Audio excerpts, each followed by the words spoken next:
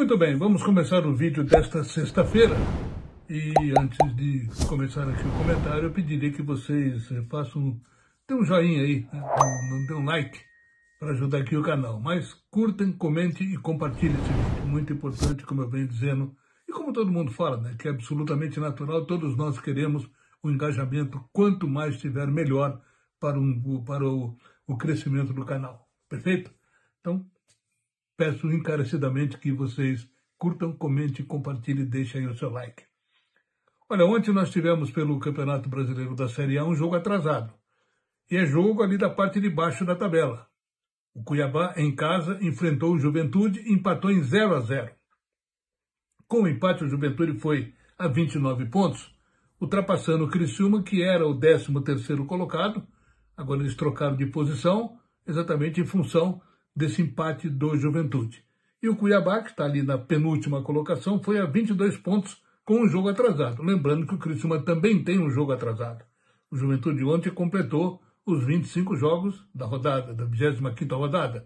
E o Criciúma tem aquele jogo contra o Grêmio, que vai ser realizado mais para o final do mês.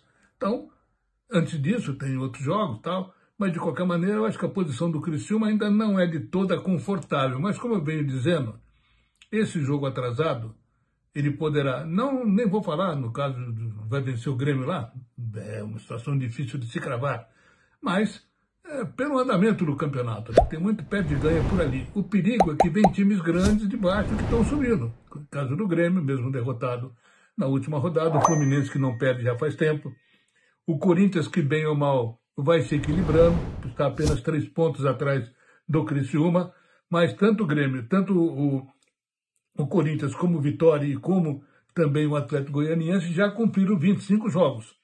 E o Grêmio faltam 2 ainda, tem 2 jogos atrasados. O Fluminense tem um jogo por fazer. Então eu não vou ficar discutindo aqui porque é uma situação que é um imponderável. A gente sabe como é, como é que o futebol, como é que funciona no futebol. O Criciúma vinha com bons resultados, vinha com boas partidas, tropeçou várias vezes, e essa derrota contra o Cuiabá foi uma situação de alerta, né, para ligar um sinal vermelho, um sinal amarelo aí, com relação ao futuro do Criciúma. Porque contra o Cuiabá, que é o penúltimo colocado, nos 2 jogos o Criciúma perdeu 6 pontos, deixou de ganhar 6 pontos. E o Cuiabá está nessa posição porque ganhou 6 pontos do Criciúma. Então é uma coisa aí a se pensar. De qualquer forma, a data FIFA vai rolando, a semana que vem nós teremos também no início da semana datas FIFA, e a CBF está aproveitando esses jogos, né, em função das datas FIFA, para poder acertar a tabela. E faltam ainda 8 jogos que foram adiados em função de uma série de situações, a tragédia do Rio Grande do Sul. Tivemos também um adiamento em função de jogos das equipes que estavam disputando, que estão disputando ainda Libertadores, Copa Sul-Americana, enfim, é o calendário brasileiro que nós já cansamos de falar aqui. A coisa está realmente muito complicada, né? Mas esse é o que temos, né? Então temos que conviver com isso. Bom, por outro lado, ontem também começaram as eliminatórias, dentro dessa data FIFA, as eliminatórias para a Copa do Mundo. E aqui na América do Sul tivemos 2 jogos ontem. O primeiro jogo foi no final da tarde. A Bolívia meteu 4-0 na Venezuela, que era até agora a grande surpresa, né? Pela Venezuela e Brasil, 2 seleções que estavam surpreendendo depois de 6 rodadas. A Venezuela porque chegou na 4ª colocação e a seleção brasileira porque era a 6ª colocada. Então a Venezuela tomou uma pancada aí da Bolívia, que estava lá embaixo, subiu um pouco e tal, mas de qualquer forma, essa paralisação que houve nas eliminatórias e agora nessa data FIFA parece que não fizeram bem para a Venezuela. E no jogo da noite, a Argentina derrotou o Chile em casa por 3-0. E a Argentina vai disparando aí na liderança.